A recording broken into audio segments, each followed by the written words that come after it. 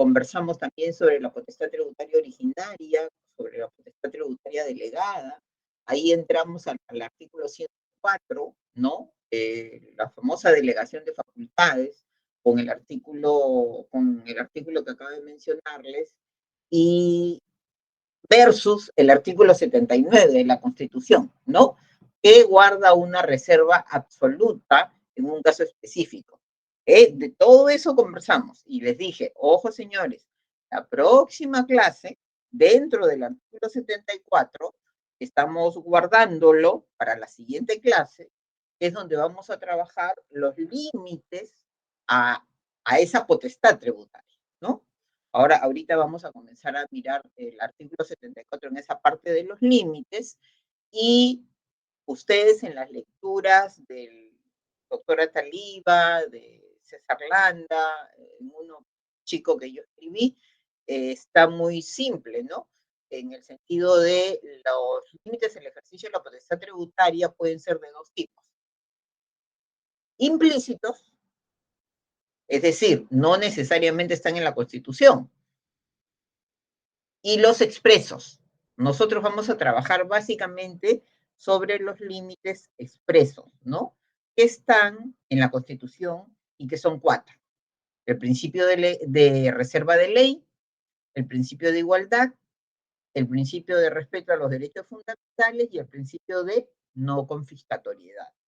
Entonces, y también les decía, y lo ha señalado en múltiples sentencias el Tribunal Constitucional, no solamente tenemos los límites expresos, tenemos los límites implícitos, ¿no? Esos límites implícitos, por ejemplo, el principio de legalidad, no lo menciona el 74.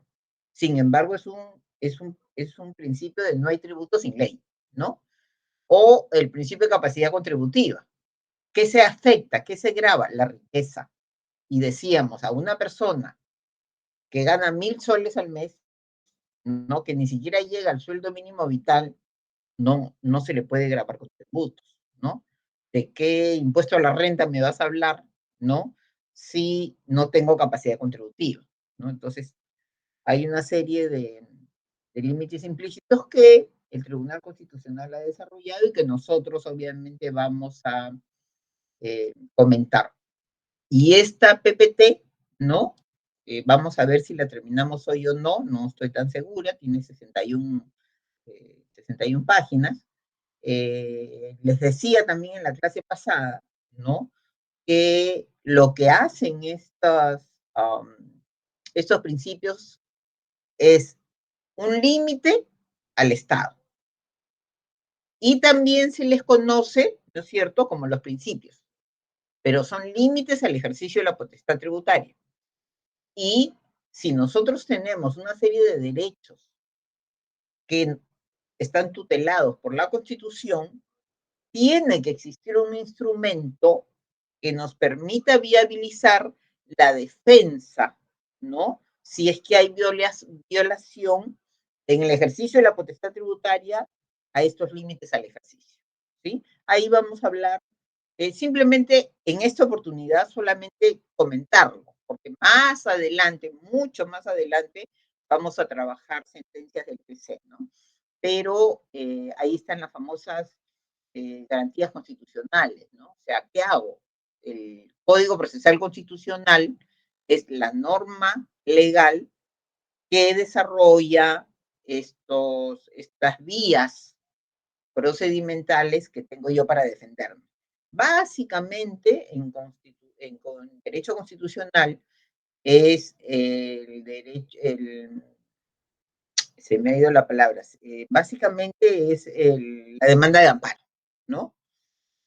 Por ahí el habeas corpus, también vamos a ver ejemplos, ¿no?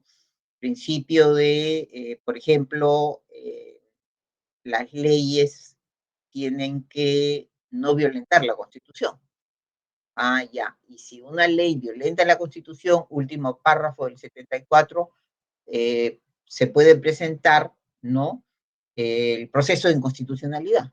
Entonces, sobre todo eso lo vamos a no a trabajar todavía, pero sí a diferenciarlos como garantías constitucionales, ¿no? Entonces, recordemos un poquito lo que decía el 74, ¿no? Acá, potestad tributaria, no lo voy a repetir, pero dice algo así. Miren, a esos órganos de gobierno a quienes se les está otorgando potestad tributaria en esta norma, que es la Constitución, en el artículo 74, dice, el Estado, cuando ejerce la potestad tributaria, tiene el deber de respetar los siguientes principios y los enumera.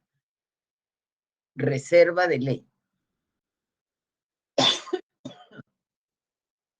igualdad, respeto a los derechos fundamentales y no confiscatoriedad. ¿Eso qué quiere decir? Que cuando yo creo un tributo, cuando modifico un tributo, cuando otorgo una exoneración, yo tengo que respetar la reserva de ley.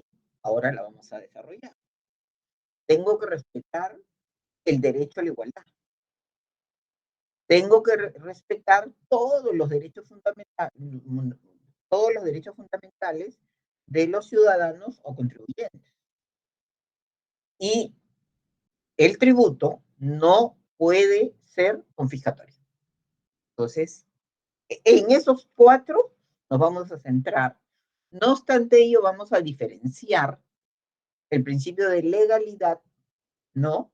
Del principio de reserva de ley, ¿no? Algo dijimos en la clase pasada, pero hoy es lo que toca, ¿no? Es lo que toca conversar. Acá están los cuatro. Cualquier pregunta que hubiera, por favor, a voz alzada, ¿sí?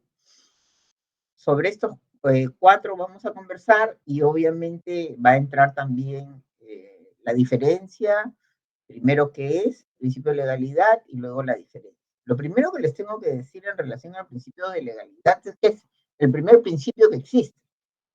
¿Se acuerdan que vimos? Carta Magna, ¿no? ¿Recuerdan? La primera clase, Carta Magna. No hay tributo sin ley. En eso consiste el principio de legalidad. No hay tributo sin ley. ¿Por qué? Porque lo que todos nos afecta debe ser aprobado por todos. Y eso es una facultad del poder legislativo, ¿sí?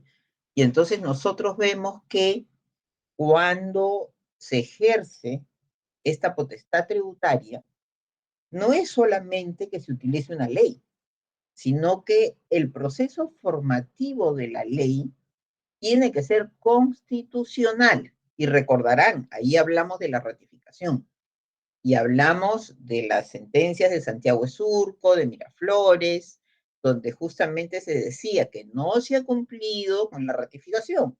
Y al no cumplirse con la ratificación, la consecuencia es que no se ha cumplido con el proceso formativo constitucional, ¿sí? Consecuencia, ¿no? Eh, Se declaró inconstitucional todas esas ordenanzas que aprobó la Distrital de Santiago de Surco sin ratificación de la municipalidad provincial. Entonces, vamos a conversar sobre el principio de legalidad y reserva de ley, y sobre todo lo que más me interesa acá, para mí, es que ustedes tengan muy clara la diferencia entre legalidad y reserva de ley. No es lo mismo. Primero aparece el principio de legalidad, con posterioridad, ¿no? Y ya se desarrolla el principio de reserva de ley, con posterioridad en el tiempo, ¿no? Entonces, cuando nosotros hablamos del principio de legalidad, ¿no? Nosotros sabemos que el principio de legalidad no está contenido, ¿es un principio expreso o implícito? Pregunta, ¿expreso o implícito? Implícito. Perfecto, porque es un principio constitucional, el principio de legalidad. Entonces, ¿a qué hace mención, a qué se refiere el principio de legalidad? Que todos los poderes del Estado, ¿sí? Y todos nosotros nos encontramos sujetos a la ley. ¿Cómo se le define? Se refiere a la subordinación de los poderes del Estado a las leyes que establecen la forma como ellos se van a conducir. Y agrego, nosotros, los ciudadanos, también tenemos que acatar el principio de legalidad. Y si no, la ley está por encima de nosotros. ¿Quién es el primer, por llamarlo de alguna manera, el primer ciudadano de un país? Bueno, para nosotros el presidente. Pero si hay un presidente que violenta el principio de legalidad, violenta la ley, ¿va preso o no va preso, señores? La respuesta tiene que ser un automático. ¿Va preso o el presidente se puede saltar la ley? Señores, Va los preso. mato. Está preso. Va preso, así de simple. Porque nosotros estamos acá y encima de nosotros está la ley. Por eso es que tenemos varios presidentes en la cárcel, porque no cumplido con la ley, ¿no? O sea, no es que les caiga mal, que no les guste el partido, lo que fuera. No, no, no, no. Acá se tiene que acatar la ley. Acá y en todos los países que supuestamente viven en democracia, ¿no? Entonces, esa legalidad, ¿no? Está plasmada implícitamente en la Constitución, pero también ha sido recogida, ¿no? En leyes, como por ejemplo en el texto único ordenado, el texto único ordenado de la Ley del Procedimiento Administrativo General, la 27444, donde se dice claramente, ¿no? Principio de legalidad, recoge la Constitución. Todas las autoridades de naturaleza administrativa tienen que actuar con respeto a qué, miren ustedes, a la Constitución, a la ley y al derecho. Entonces, hay una obligación de actuar respetando la Constitución y respetando las leyes, ¿correcto? Entonces, hay un ejercicio otorgado por la Constitución, pero ese ejercicio, para que sea legítimo, ojo con la palabra que estoy utilizando, para que sea legítimo, ¿sí? Tiene que estar sometida a la norma pertinente. Pero como estamos hablando de ley, principio de legalidad, es a la ley pertinente, ¿correcto? ¿Sí? Entonces, si nosotros vamos y comenzamos a aterrizar en el derecho tributario, se refiere a la creación, modificación, supresión, exoneración, todo lo que implica potestad tributaria, ¿no? Tiene que ser validado por el instrumento normativo pertinente, ¿sí? A eso le llamamos principio de legalidad. Entonces, si ustedes se dan cuenta, yo lo voy a explicar porque nadie me lo ha preguntado, podemos apreciar este principio de legalidad desde dos puntos de vista, o de dos maneras. Uno, todo órgano del Estado está sometido a la Constitución y a la ley. ¿Quién lo dice? La propia Constitución. ¿Es necesario que lo diga la Constitución? No, no es necesario, pero se señala. Por eso es que le digo, este es un principio de naturaleza constitucional general, que obviamente se aplica en la materia tributaria porque es transversal. Y lo segundo, si ya hablamos de derecho tributario, es no hay tributo sin ley, ¿no? ¿Sí? ¿Recuerdan? Carta Magna, cuando se aprobó la Carta Magna, ¿no? Entonces, acá, por ejemplo, tienen una sentencia del Tribunal Constitucional donde se desarrolla bastante el tema de principio de legalidad, porque ¿qué hizo? ¿Qué es lo que pasó? Que SUNAT, la parte pertinente al tema aduanero, o sea, aduanas, como se le conoce, había aplicado una sanción, ¿no? pero tú aplicas una sanción siempre que existe un infractor. Es decir, si yo me paso la luz roja, ¿no? Estoy cometiendo una infracción. Ah, ya, yo me pasé la luz roja, correcto. Me pasé la luz roja y la sanción va a ser una papeleta de tanto. Tengo que pagar una multa, ¿no? Pero si no existe una prohibición de que yo me tenga que parar en todas las esquinas cuando manejo, no me puedes poner una sanción. Entonces, ¿qué fue el tema acá? Que se aplicó una sanción que no había sido previsto, ¿no? No tenía una infracción. A la comisión de una infracción, la tipicidad me dice sanción. Pero si no hay infracción, ¿de qué me estás hablando? ¿No?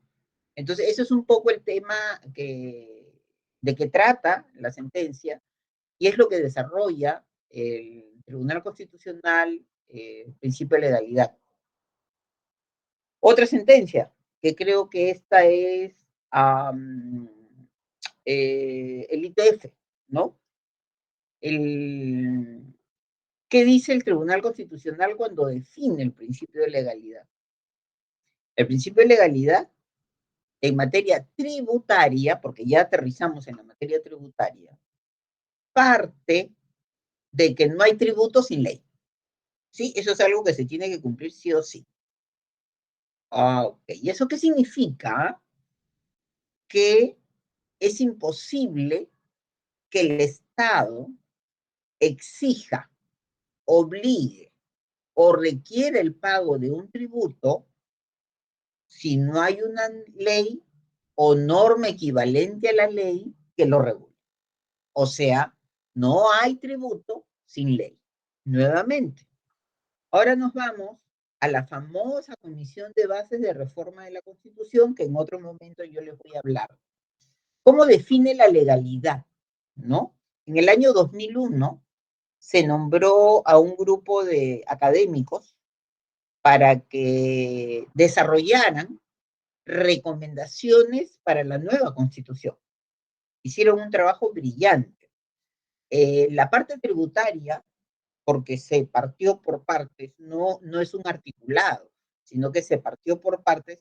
En la parte tributaria, que lo tienen ustedes dentro de los materiales, pese a que no se dio otra constitución, era una sugerencia para esta constitución, porque estamos hablando de una comisión del año 2001, ¿no? Y cuando define el principio de legalidad, la Comisión de Bases de Reforma en la Constitución dice, este principio lo que hace es garantizar el uso del instrumento normativo correspondiente o pertinente por el respectivo titular de la potestad tributaria y dentro del ámbito de su competencia. Miren qué definición tan completa y tan interesante, ¿no? Ahora vamos a conversar sobre el principio de reserva de ley y luego vamos a ver claramente la diferencia entre uno y otro. Principio de reserva, principio de legalidad. No hay tributo sin instrumento normativo pertinente. No hay tributo sin ley.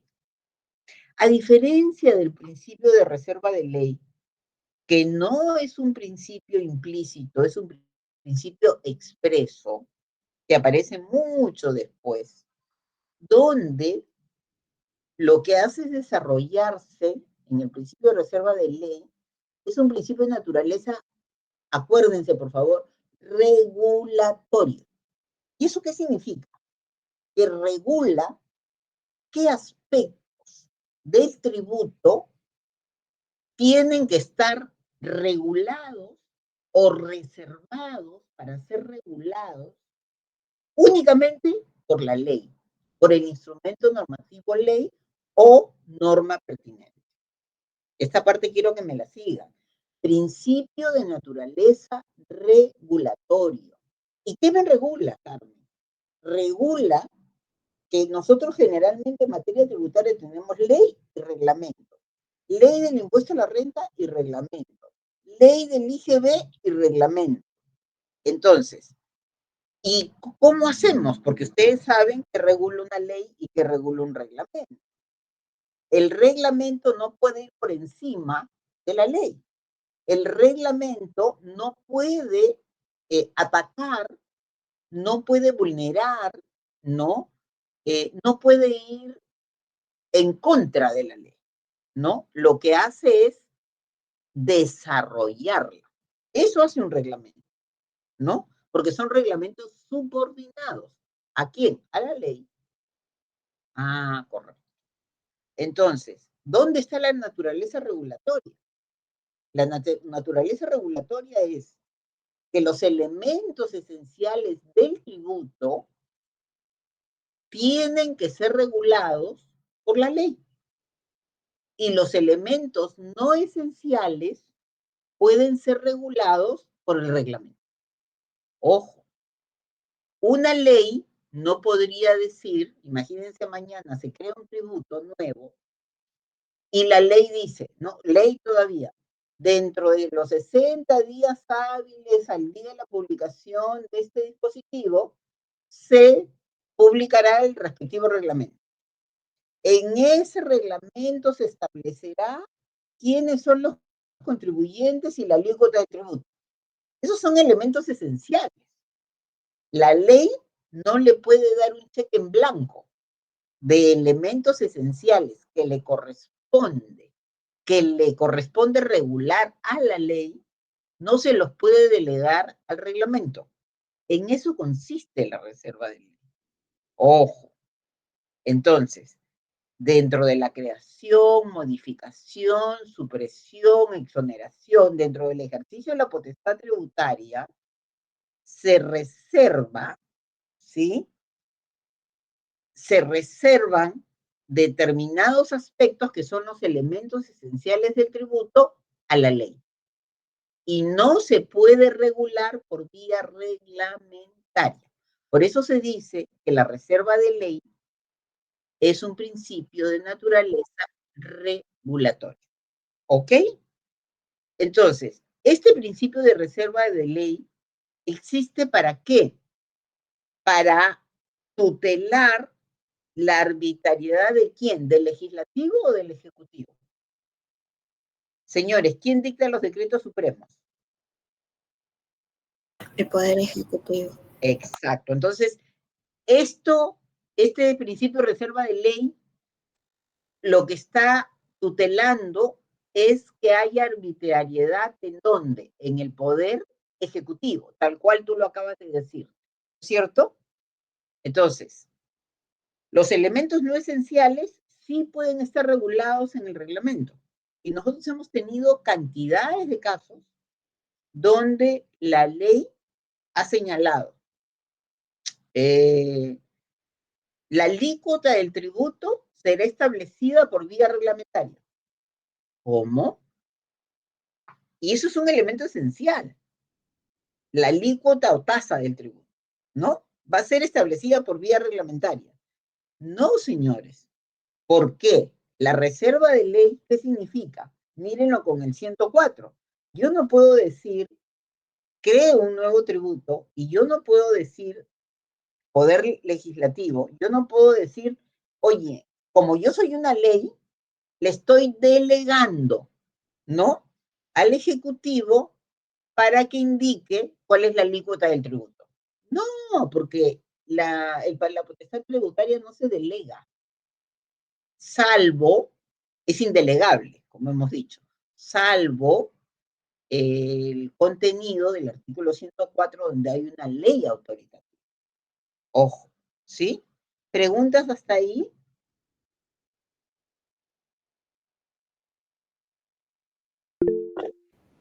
Ok, yo parto de que todo está fluyendo y que ustedes me están siguiendo, ¿no es cierto?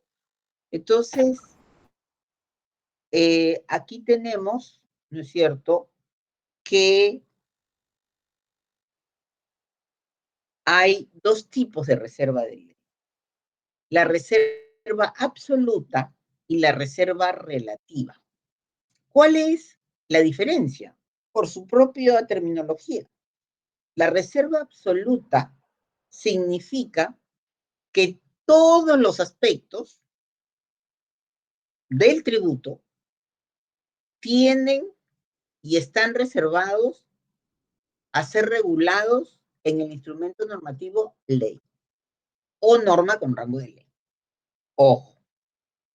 Y que la vía reglamentaria detalla, regula una serie de detalles para ejecutar la ley. ¿Correcto?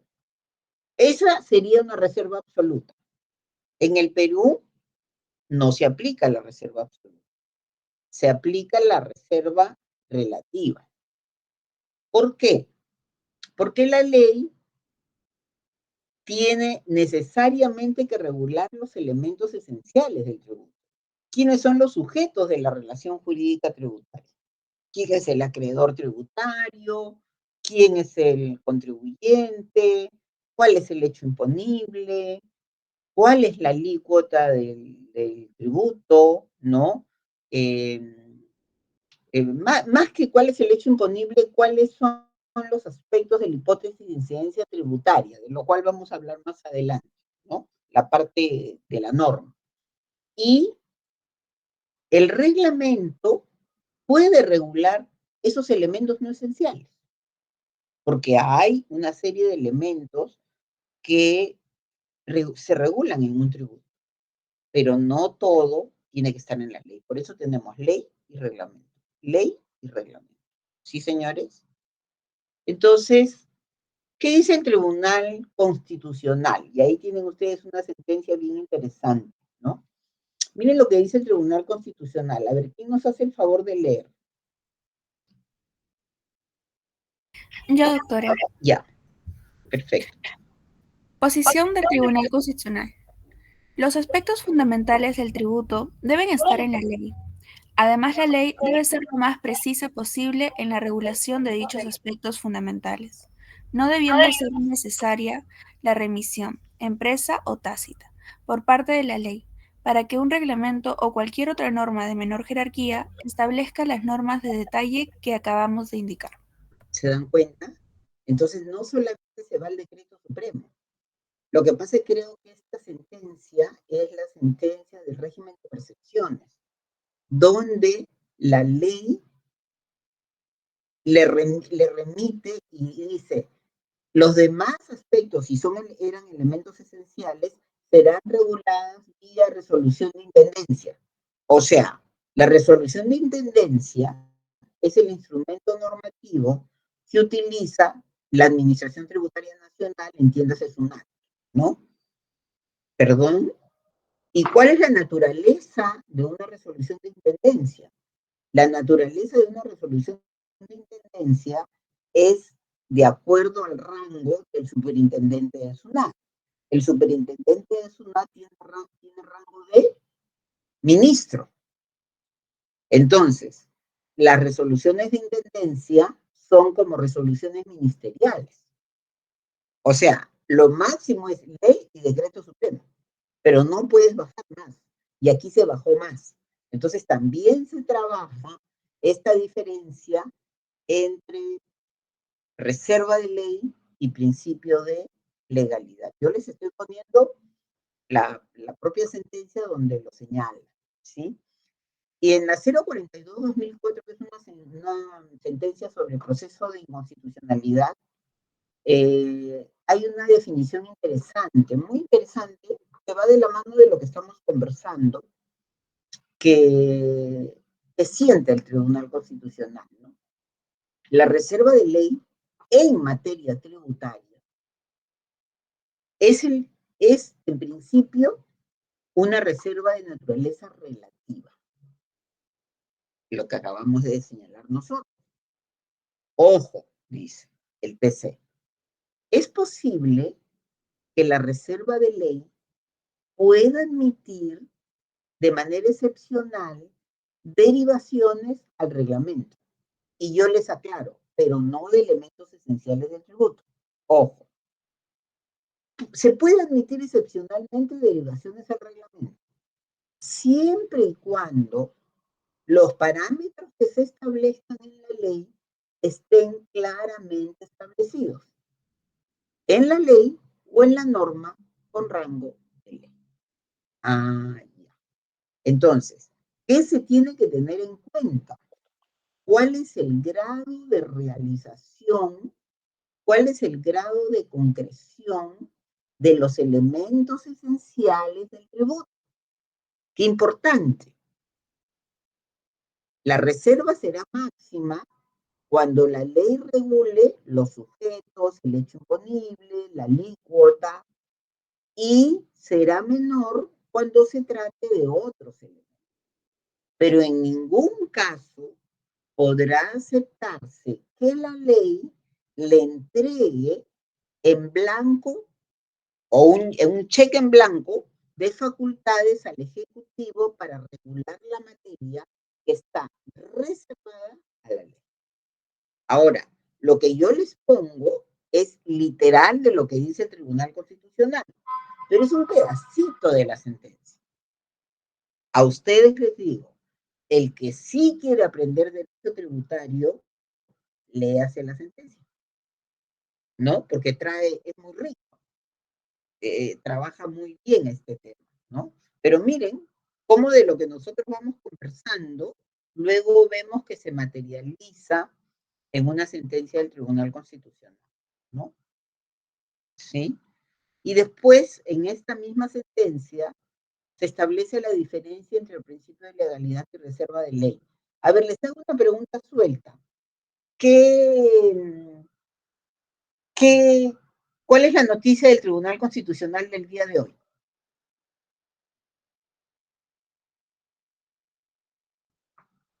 Al que nos lo cuente le pongo 20 en el siguiente control de lectura.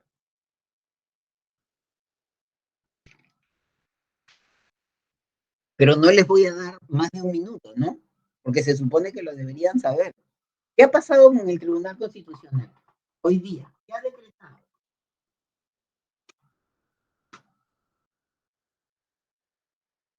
¿Se acuerdan? Eso es hoy día, señores. Ustedes deberían estar al día. Así como están al día de todo lo que pasa, ¿no? Me lo pasaron, por acá lo tengo. No he tenido el tiempo de leer. A ver, acá está. Aparentemente, ¿no? Tribunal Constitucional, aparentemente, porque yo no he leído la sentencia, y a veces pero eso está en mi grupo tributario, o sea, debería ser verdad. El Tribunal Constitucional confirma la inhabilitación de la doctora Inés Tello y del doctor Aldo Vázquez de la Junta Nacional de Justicia, ¿recuerdan? Y eso ha sido aprobado con 5 votos. O sea, hay 2 personas que no han estado de acuerdo con esto. Entonces, Tribunal Constitucional es pues el cierre del caño, ¿no? Con eso se cierra el caño, se cierra el agua. Entonces, es bien importante el Tribunal Constitucional para la materia tributaria y para todas las materias del derecho, ¿no? Miren cómo diferencia la legalidad y la reserva de ley. Mientras que el principio de legalidad, ojo, y vuelve a repetir lo que nosotros estamos diciendo, implica esta subordinación de los poderes del Estado al mandato de la ley. El principio de reserva de ley es un mandato constitucional sobre aquellas materias que deben ser reguladas por esta fuente normativa. O sea, principio de naturaleza, miren ustedes, regulatoria. Así, la potestad tributaria está sujeta en principio a la Constitución y luego a la ley. Y solo se puede ejercer a través de normas con rango de ley como fundamento de la fórmula histórica que tenemos de que, ¿no? En la Carta Magna se aprobó que no había tributo sin representación. No hay tributo sin representación. En ese momento, ¿quiénes nos representaron? Los miembros del clero. Tenían mucho poder. ¿Sí? ¿Preguntas?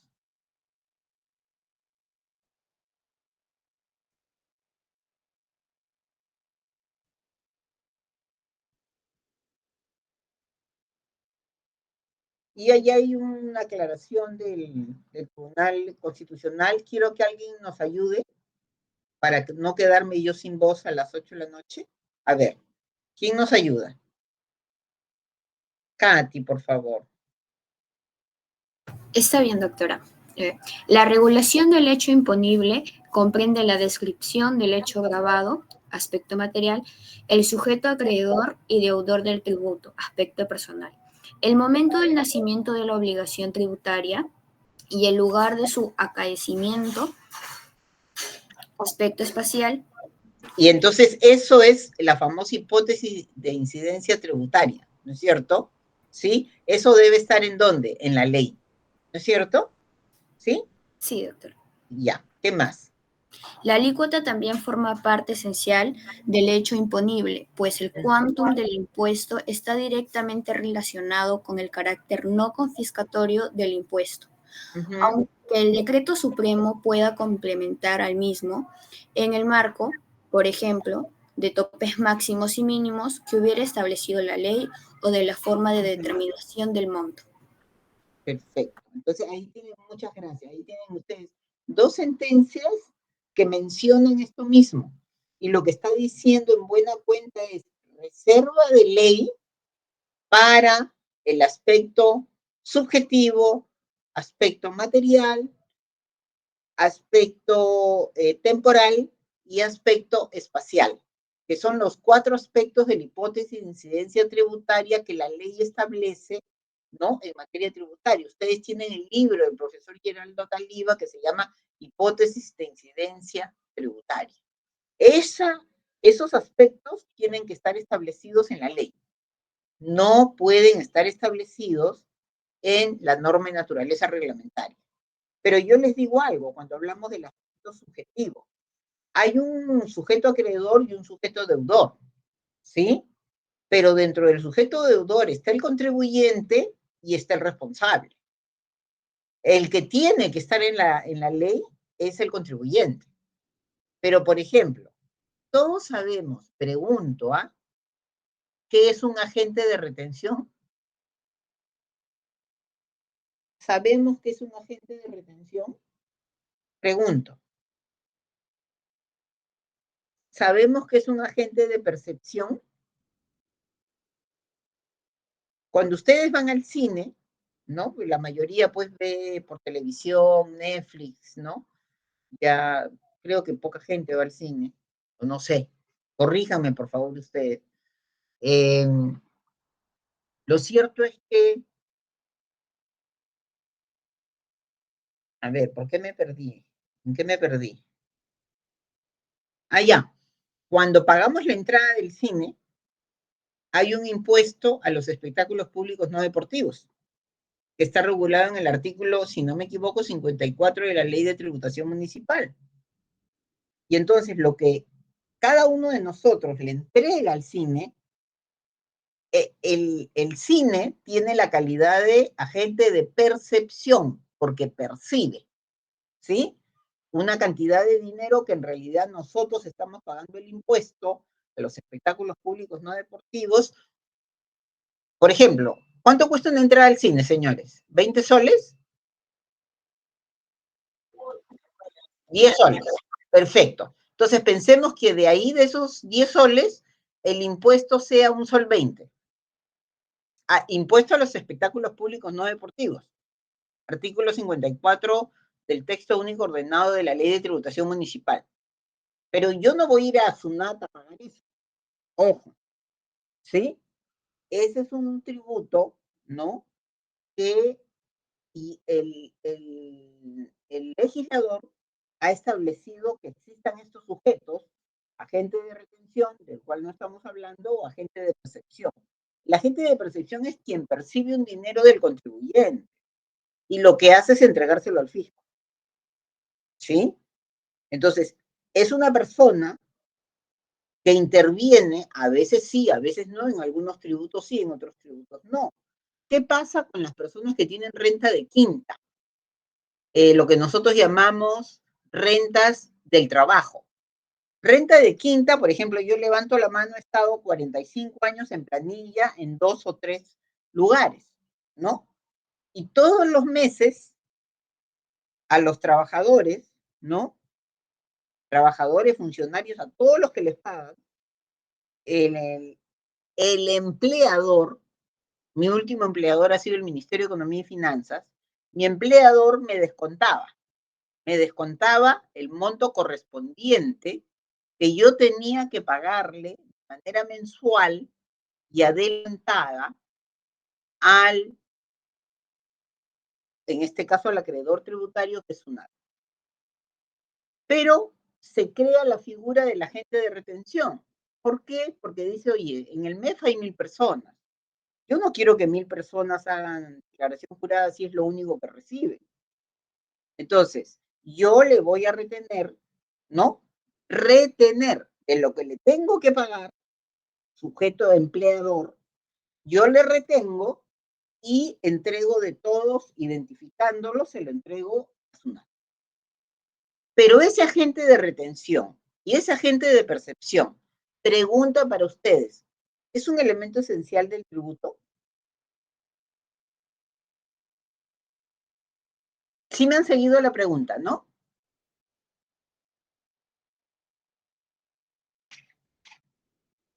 Katy, ¿me han seguido la pregunta? Sí, sí, doctor.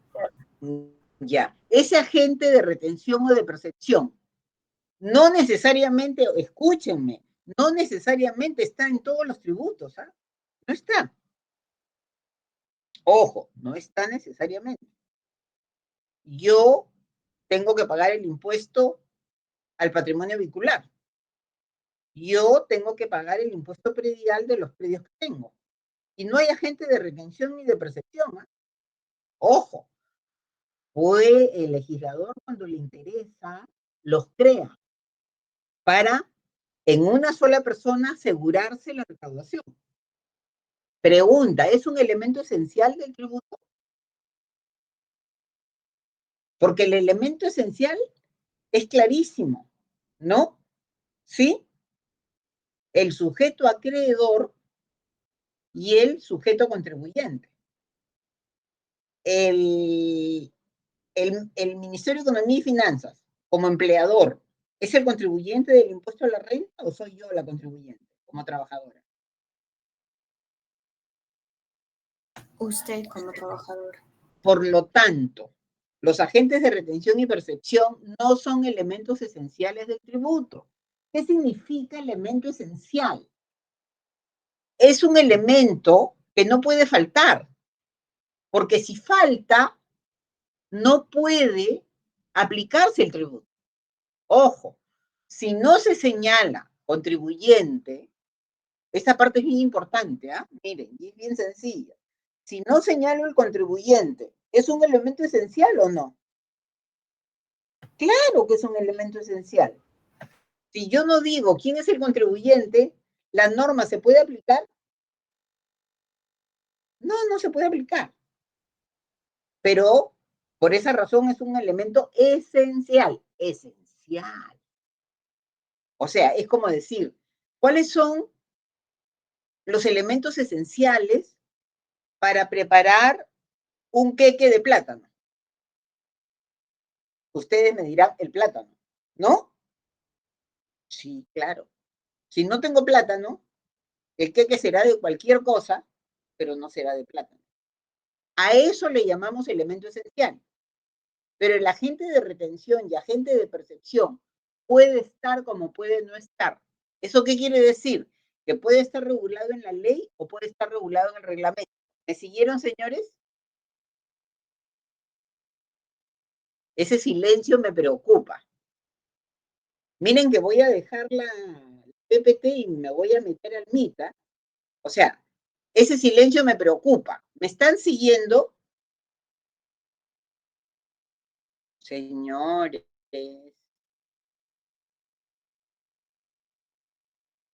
Katy, ¿cuántas personas estamos? ¿Ah? Estamos 61. No, de 61 no puede ser que no me contesten, pues. Señores, ¿me están siguiendo? Eso es lo que me interesa saber. Sí, doctora. Ya, perfecto. Entonces yo continúo. ¿Ya? Entonces,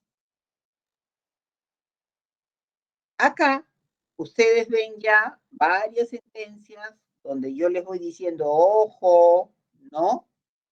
Esta reserva va a estar garantizada cuando vía ley, ¿no? O el instrumento normativo correspondiente regulen los elementos esenciales del tributo. Perfecto. De modo tal que cualquier tema adicional pueda ser delegado para su regulación en el decreto supremo, que es la norma y naturaleza complementaria. Pero no estamos hablando de un elemento esencial. ¿Correcto? ¿Sí? ¿Estamos, señores? Sí, profesora. La reserva de ley se establece en la Constitución. Es una ley de naturaleza ordinaria. La reserva de ley no se establece en una ley orgánica. Eso lo digo yo y lo dice la sentencia del Tribunal Constitucional. ¿Sí? Entonces, esto es un tema que ustedes lo tienen que tener súper, súper claro. ¿Estamos, señores? ¿Preguntas hasta ahí? ¿Y cuál es la excepción a la reserva? Entonces, ¿qué tipo de reserva tenemos? Relativa. Pero hay una excepción, la reserva absoluta. ¿En qué artículo de la Constitución que hemos estudiado la clase pasada? En el artículo 79, ¿no es cierto? Solo por ley expresa, aprobada por 2/3 de los congresistas, puede establecerse de manera selectiva y temporalmente un tratamiento tributario especial para una determinada zona del país.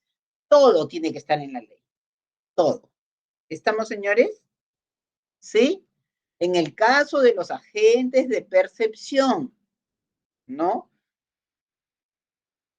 Este es el caso del régimen de percepciones, que se los he comentado, ¿no? Acá dice claramente el Tribunal Constitucional que la designación de agentes de percepción vía una resolución de superintendencia no es posible, porque lo máximo a lo que se puede delegar es a la norma de naturaleza reglamentaria. O sea, la norma de naturaleza reglamentaria, ¿cuál es? Decreto supremo. Y miren lo que dice el Tribunal Constitucional. La designación de agentes de percepción vía resolución de superintendencia es contraria al principio de reserva de ley, porque el grado máximo es el ejecutivo. Ah, ya. ¿Eso qué quiere decir? Ejecutivo quiere decir que, señores, decreto, señores, hablen, decreto Supremo. y no resolución administrativa. Ojo, y no resolución administrativa. ¿Y qué tuvo que hacer SUNAT? Tuvo que modificar. ¡Ay, no, me salí! No me digan eso. A ver, vamos ahí. Yo trato de ser muy cuidadosa con esto, justamente para no hacer... Sí están, ¿no? No me he salido de la clase, ¿no? Sí. Perfecto. Entonces, ¿no es cierto? Acá está. Hemos estado trabajando esto. Tan, tan, tan, tan. Listo. Ya. Por aquí nos quedamos. ¿No? Esto también lo hemos visto. Si no hay preguntas, está clara la diferencia entre el principio de legalidad y el principio de reserva de ley. Entonces vamos al segundo principio, que es el principio de igualdad. Ya hemos hablado en varias oportunidades del principio de igualdad.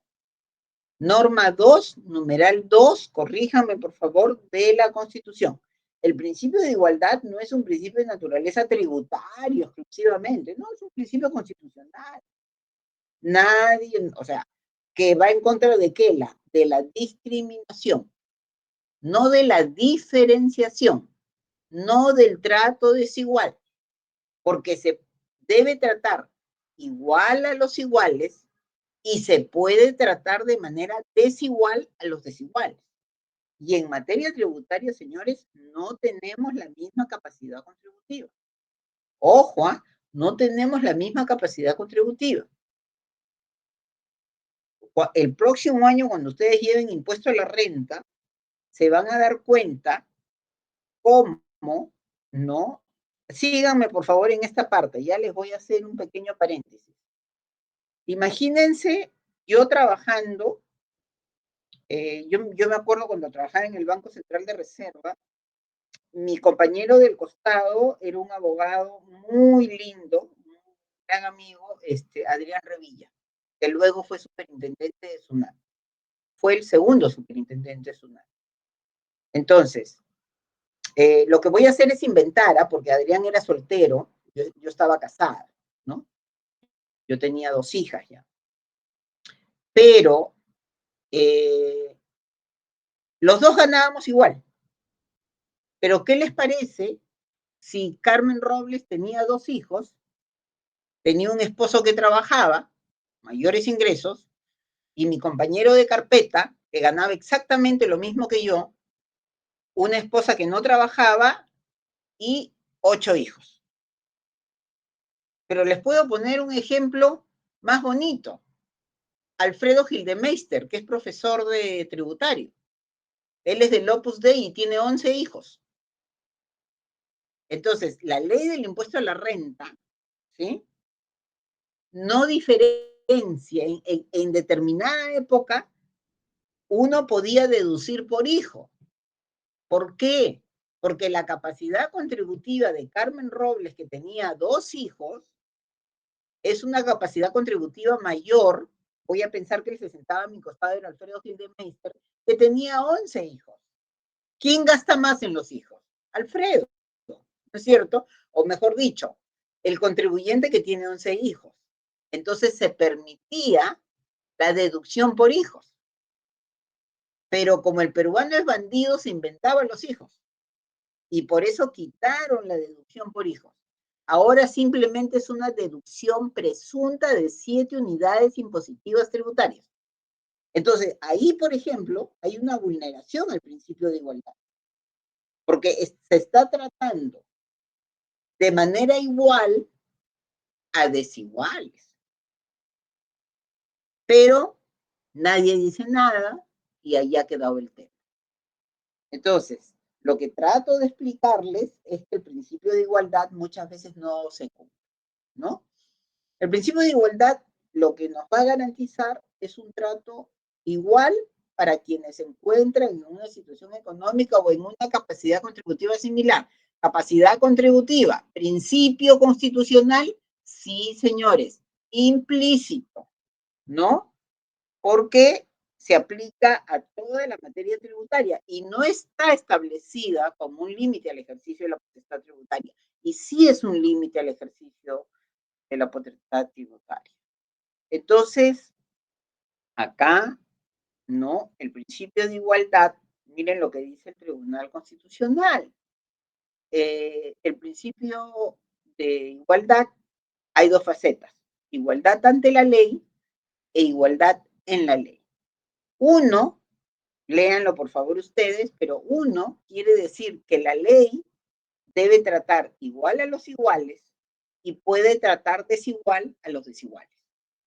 Y la igualdad en la ley es cuando nosotros tenemos una ley que ya dio el supuesto normativo y los órganos pertinentes tienen que cumplir con eso. Les doy un ejemplo.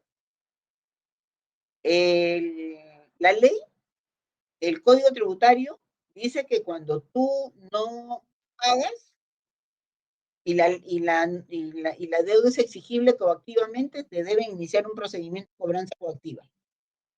Ah, ya, entonces se debe iniciar un procedimiento de cobranza coactiva a todos los deudores. No es que porque fulanito, sutanito, es mi amigo, no le cobro, para nada. Entonces, el principio de igualdad, en realidad, es una excepción a otro principio que estaba contenido en la Constitución anterior, que es el principio de generalidad. El principio de generalidad es tratar a todos por igual. pero no somos iguales económicamente hablando. Dice, no somos iguales económicamente hablando, ustedes se dan cuenta que en la ley del impuesto a la renta, y eso lo saben porque son personas, son universitarios, en la ley del impuesto a la renta, al que gana más, se le cobra más impuestos, ¿no? Más ganas, más pagas.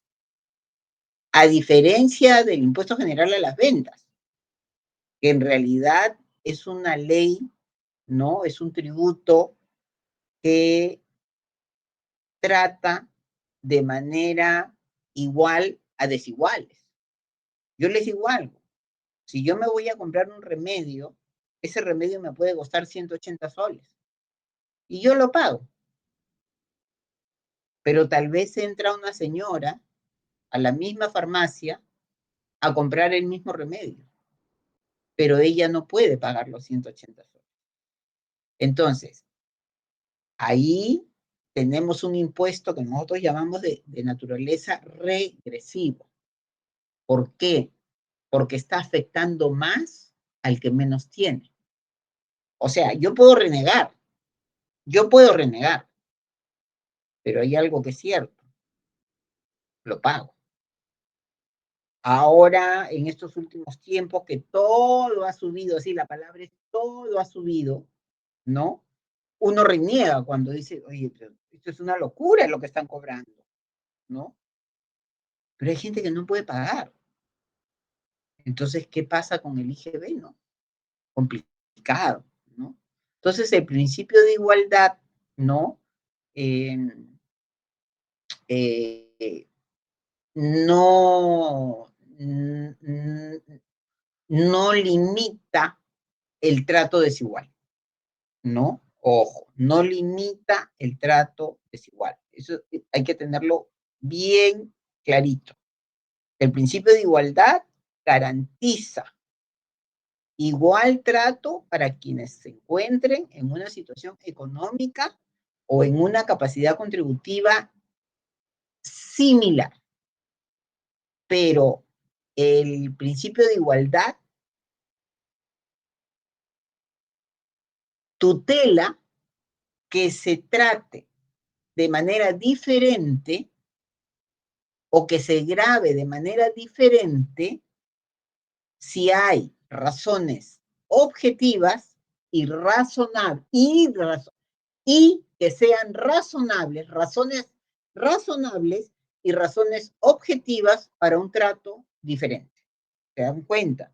Por eso el Tribunal Constitucional ha señalado claramente, ¿no? Miren, la igualdad lo que hace es garantizar que nadie pueda ser objeto de tratamientos diferenciados, que carezcan de una base objetiva y que no sean razonables.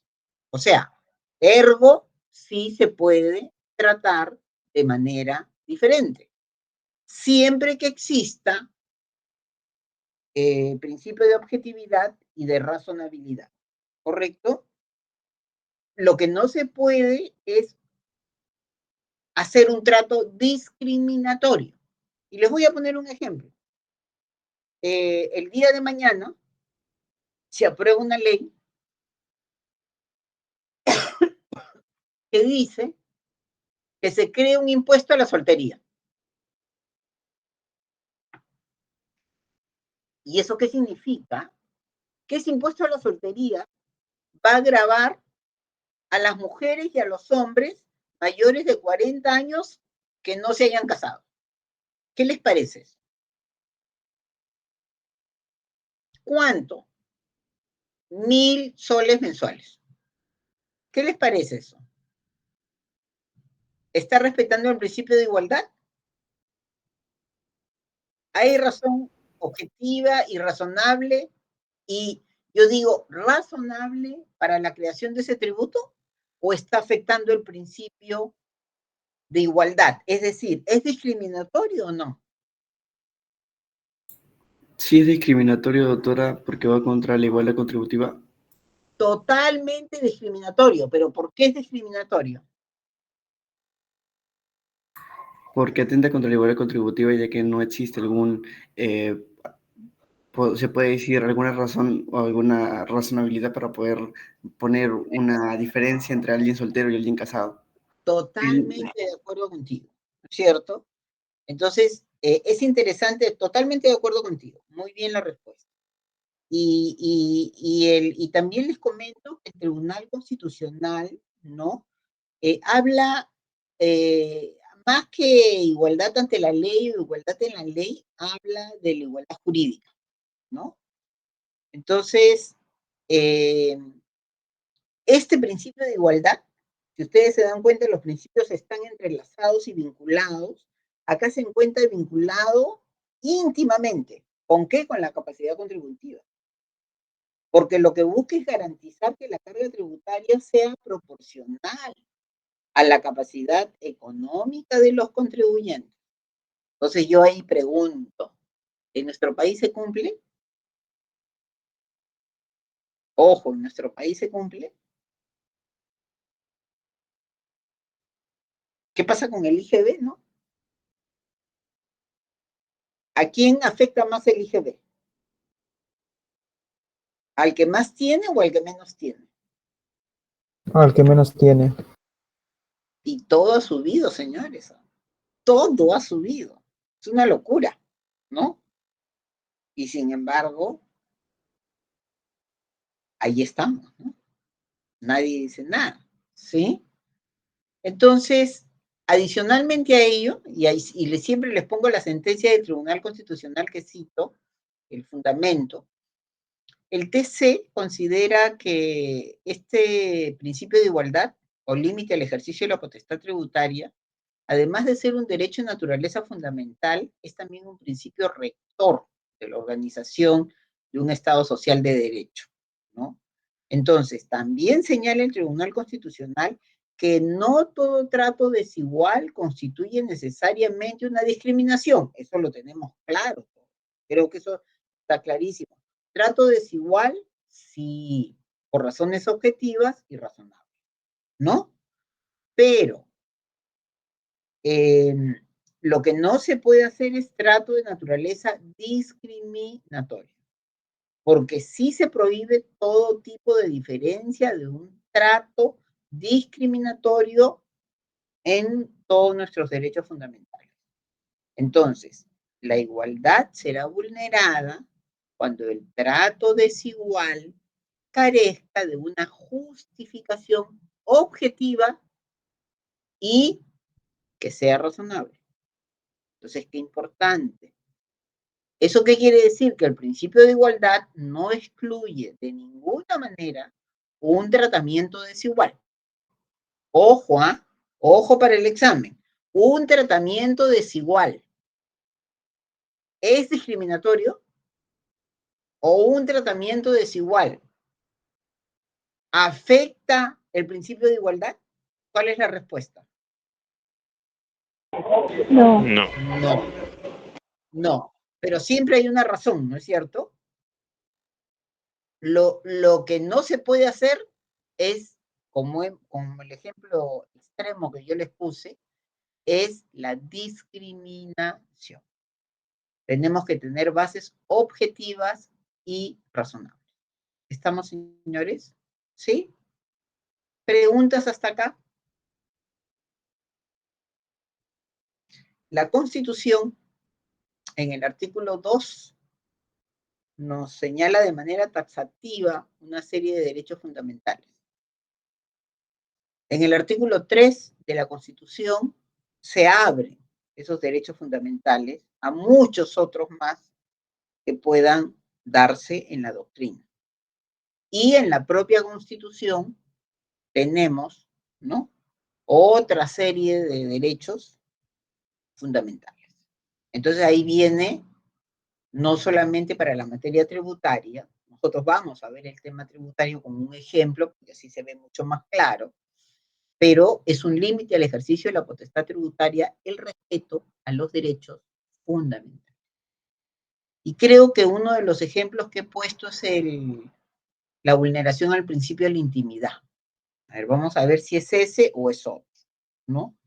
Entonces, eso es un poco lo que les estaba explicando, ¿no? El artículo 2, el artículo 3. ¿Qué es lo que sucedió acá? Acá había una fiscalización a una empresa que luego culmina en una fiscalización por incremento patrimonial no justificado. O sea, tú me declaras que ganas 200, pero yo he visto que el año pasado tú has ganado como, o sea, que el año pasado tú me dices que has ganado como 200, pero he visto que has ganado, o sea, ingresos, ¿no? Grabados. Pero he visto que has gastado como 400. Ah, entonces hay un desbalance, 400, 200. ¿De dónde sacaste los otros 200? ¿No? Entonces, hay una fiscalización por incremento patrimonial no justificado. Eso no quiere decir que me vas a afectar con tributo. Primero vamos a hacer la fisca, primero me vas a explicar de dónde vienen esos ingresos, porque puedes haber recibido una herencia, te puedes haber sacado la finca, no sé, pueden haber muchas razones por las cuales tus ingresos se hayan elevado. Entonces, el gerente general que estaba siendo fiscalizado, y en este caso por una persona órgano de la SUNAT, ¿no? Es requerido, ¿no? Mediante lo que le llaman requerimiento, que eso lo vamos a ver cuando veamos fiscalización, ¿no? Y el gerente, que es el recurrente en este proceso, ¿no? Es un proceso de amparo, interpone este proceso contra el auditor de la SUNAT. ¿Y qué solicita? Que se declaren inaplicables 2 pedidos de una resolución de un requerimiento que le habían hecho. ¿Y por qué? Porque él considera, este gerente general consideraba que se vulneraban sus derechos a la intimidad, que en realidad lo único que estaba tocando era la intimidad ya. Pero él dice intimidad, tranquilidad y legítima defensa. Esta es la sentencia si la quieren leer. Es interesante. Chiquita, pero muy interesante. Yo tuve como alumno al auditor que lamentablemente lo sacaron de la SUNAT, ¿no? Y, ¿qué pasó? Que dentro de ese requerimiento, el requerimiento es un documento donde se te pide cosas, ¿no? Contribuyente, fiscalizado, y tú tienes que darme lo que yo te he pedido.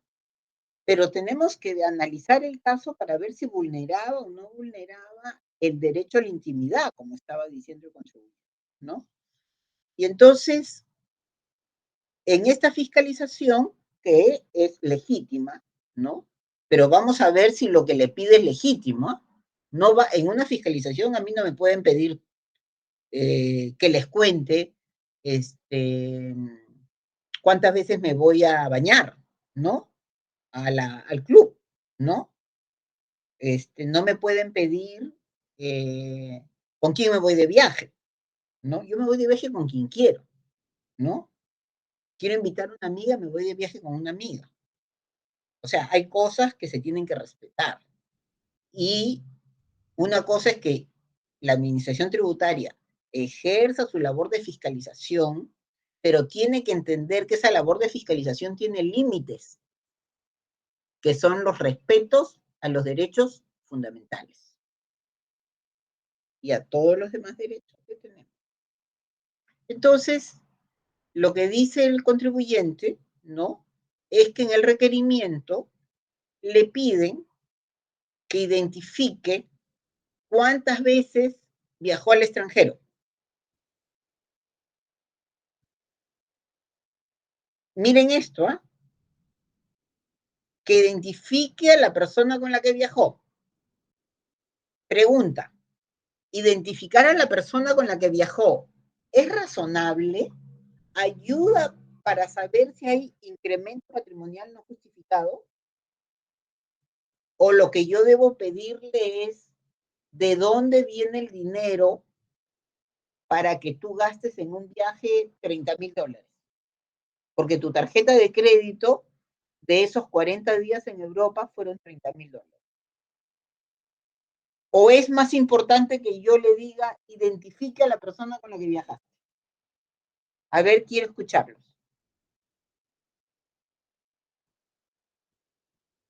Señores, Lo de con quién viaja no es relevante. un poquito más alto, por favor. ¿Sí? Me Algo parece estabas que más diciendo. Ah, ¿Perdón? ah, me parece que más importante sería saber de dónde salieron los fondos con los que realizó el viaje o todos los gastos dentro del viaje, ¿no? Claro, claro, ¿no? Y no que el requerimiento del auditor, que no está solo el auditor, está su supervisor también, ¿no? Detállame los gastos personales realizados. Identifícame cada uno de los cargos o ingresos en tus cuentas bancarias, ¿no? En los ejercicios 2000, 2001 y 2002, efectuaste viajes al exterior. Indícame, ¿no? Ay, perdón. Perdón, un segundito. Estoy en clase. Tengo que cortar. Ya. A ver, perdón. Era mi esposo y es muy raro que él me llame, por eso tuve que contestar. A ver, esta parte sí es terrible, ¿no? Indícame a qué países te fuiste. Si ha viajado solo o acompañado. ¿Aquí hay vulneración o no? Yo puedo viajar con quien quiero. O sea, en este caso vamos a hablar del gerente. Señores, puede viajar con la esposa, con su hija, con su hermana, con su mamá, con la amante. Ese es un tema que tiene que ver algo con la administración tributaria, absolutamente, ¿no es cierto? Y acá, de ser este el último caso, si viajó acompañado, debe identificar, esto es literal, ¿ah? Identificar la identidad y relación que guarda con la persona que lo acompañó. No, pues tampoco, ¿no? Y siguen más cosas, ¿no? Y entonces acá tenemos lamentablemente una mala formación, mala formación en relación a los límites que tiene que conocer el auditor.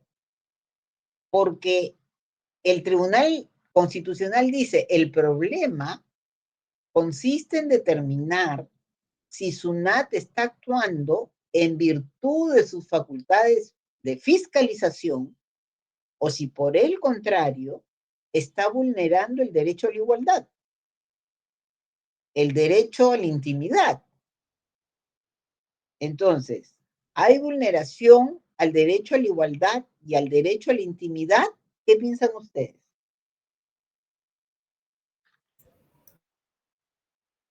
Sí, doctora, porque no es razonable. ¿Mm?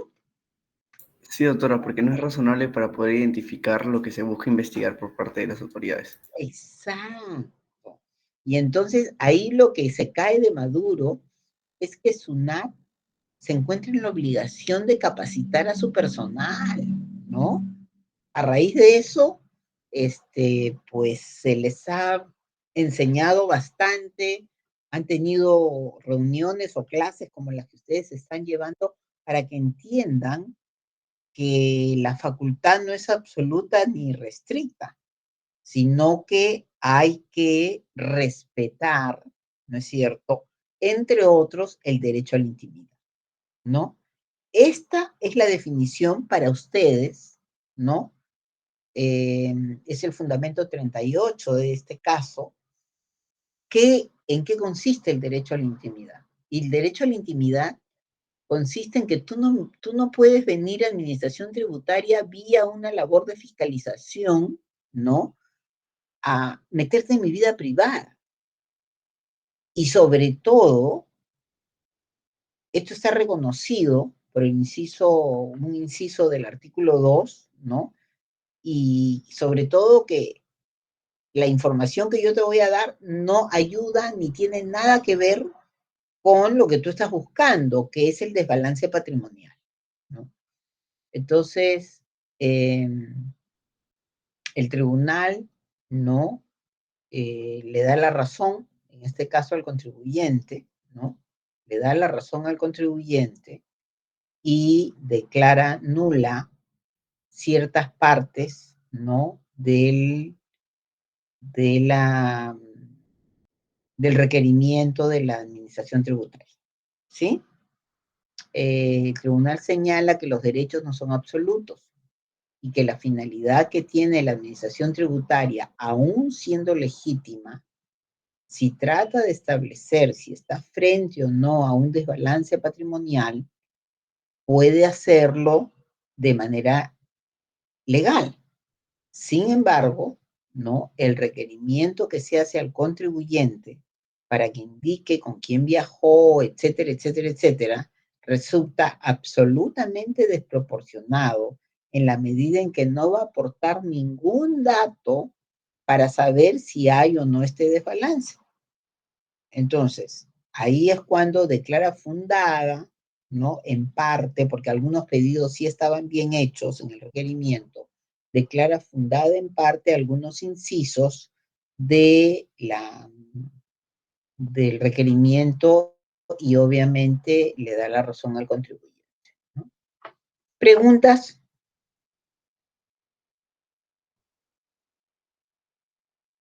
Acá tenemos el caso de una remuneración justa, ¿no? Y equitativa, que es también un derecho fundamental.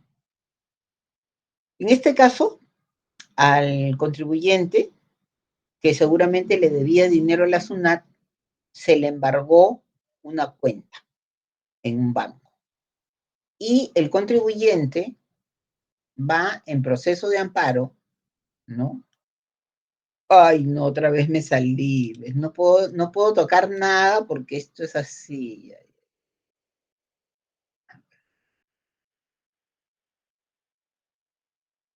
Ya estamos bien. Ya. Profesora, Sí, en la parte superior derecha hay 3 puntitos. Haga clic en esos 3 puntitos y luego le sale una opción de abrir en una pestaña nueva. como una pestaña nueva. Haga clic en ¿Para esos qué? 3 puntitos que están al lado del icono de la impresora. ¿Y para qué me Abrir sirve? en una ventana nueva. Le Ay, sirve no, para que no tenga otra vez ese problema de que se le rebobine. ya, ¿y cómo avanzo esto? Tengo que volver a avanzar todo. Ya, un día me vas a enseñar eso, ¿ya? Porque, sí, acá igual tengo que hacer todo esto. Sí lo están viendo, ¿no, señores? Sí, doctora. Ahí ya, No, estamos viendo la... Sí, sí. sí, ya.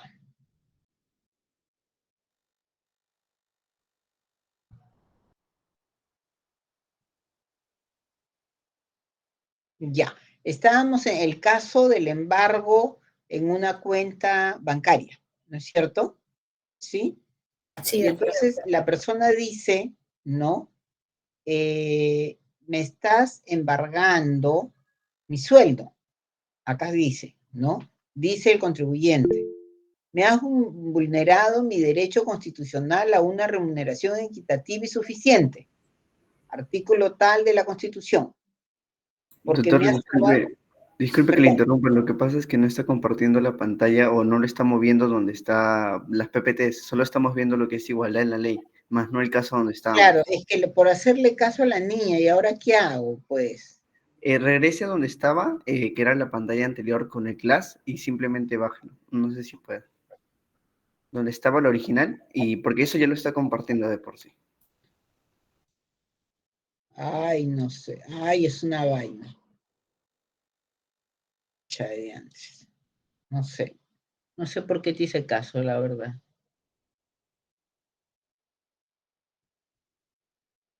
Compartir esta pestaña, dice acá.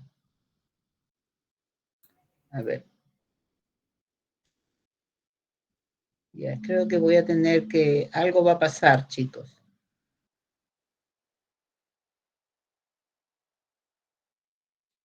¿Ahora sí? ¿Ahora sí? ¿Están? No se logra apreciar esto. No, doctora, no se logra ver. Y ya, la voy a matar a la niña que me quiso ayudar. ¿Ahí? ¿Tampoco? ¿Podría mover la PPT para ver si estamos viendo? Sí. ¿Ahí? Sí, ahora sí se puede apreciar, doctora. Ya.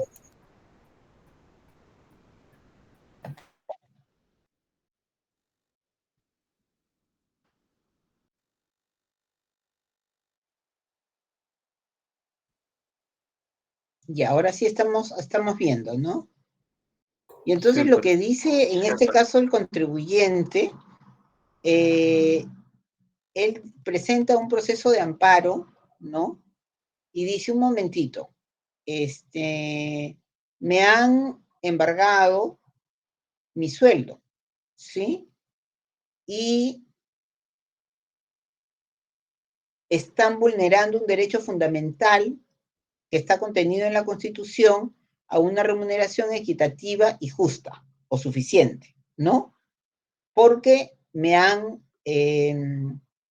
embargado la cuenta de remuneraciones y la cuenta de remuneraciones está protegida por un artículo del Código de Procedimientos Civiles.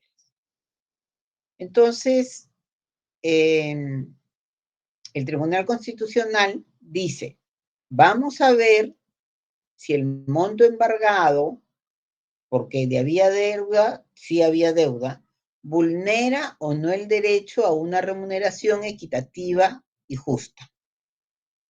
Y entonces, ¿por qué? Porque ya estaba en procedimiento de ejecución coactiva, procedimiento de cobranza coactiva, ¿no? Y entonces el ejecutor coactivo de la Intendencia Regional de Ica, o sea, era SUNAT, le ordenó al Banco de Crédito el embargo en forma de retención sobre las cuentas bancarias por el importe de 2.412. Pero lo cierto es que las remuneraciones están protegidas por 5 unidades de referencia procesal, que es mucho más que esa cantidad, ¿no? Entonces, el contribuyente afectado solicita que se suspenda esa medida de embargo, ¿no? Y que pide información el Tribunal Constitucional, Tribunal Constitucional pide información al ejecutor coactivo, ¿no? ¿Por qué razones emitió esa resolución de ejecución coactiva, etcétera, etcétera, etcétera? Y lo que salta es que no le habían embargado la cuenta de remuneraciones, sino la cuenta CTS. Y la cuenta CTS, señores, es inembargable. Solo se puede embargar por deuda alimentaria. Y entonces, acá está, fue depositado ahí, monto CTS. Y solamente se puede embargar por tema de naturaleza alimentaria. Entonces, ¿qué dice el Tribunal Constitucional en este proceso de amparo? Donde hay una vulneración a un derecho fundamental. Al haberse embargado la CTS, se ha vulnerado el derecho a una remuneración equitativa y justa, por lo que de acuerdo con el artículo tal, ¿no? Corresponde, ¿no? Declara fundada la demanda, nula la resolución nula el procedimiento de cobranza coactiva, la resolución de ejecución coactiva, que es un acto administrativo, y ordena a la SUNAT que devuelva al demandante la suma embargada. ¿Se dan cuenta? Entonces, estos instrumentos que tenemos para defendernos, ¿no? ¿Nos sirven o no nos sirven? ¿Se dan cuenta que casi todos los que hemos visto hasta ahorita son procesos de amparo? Entonces es importante para nosotros que exista la instrumentalización de vulneraciones a nuestros derechos, a estos límites al ejercicio de la potestad tributaria o del actuar de la administración tributaria. ¿Preguntas hasta ahí?